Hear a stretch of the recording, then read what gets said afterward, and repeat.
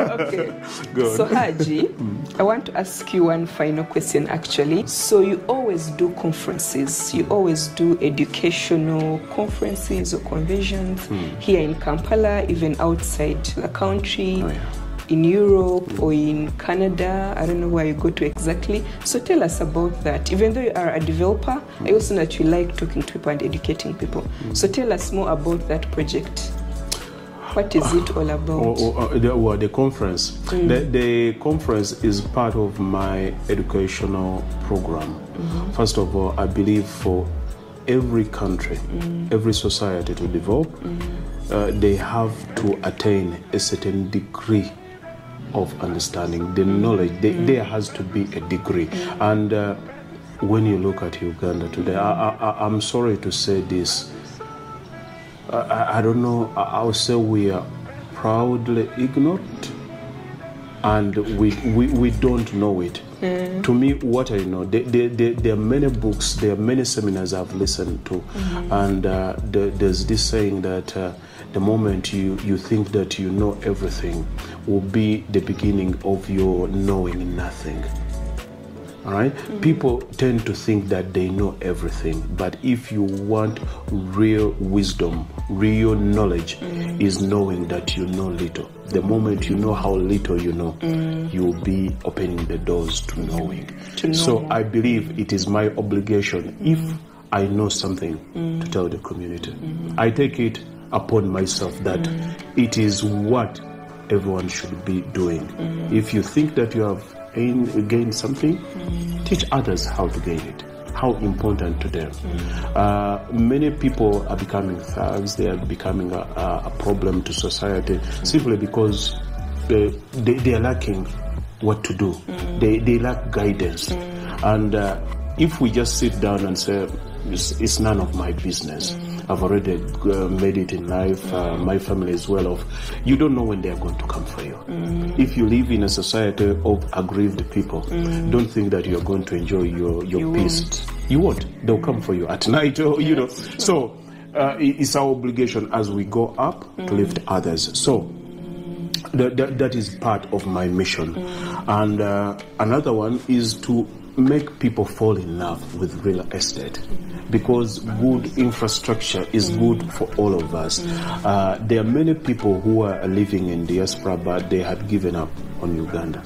They are not bothered. They are like, okay, we are here, things are beautiful here, why would I want to go back to Uganda? So part of my mission in seminars is to sell Uganda once again, is to tell them that, to give them hope again. Yes, they get the hope. You encourage them that they can save some money, bring it back home here, and they can make more out of their investment. So it's not only them benefiting, our country is benefiting as well.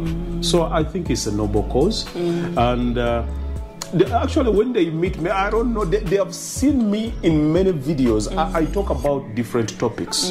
One thing I love is reading. I listen to good education audios, and I get a lot of information. And when I get it, I just feel obliged to share it with people.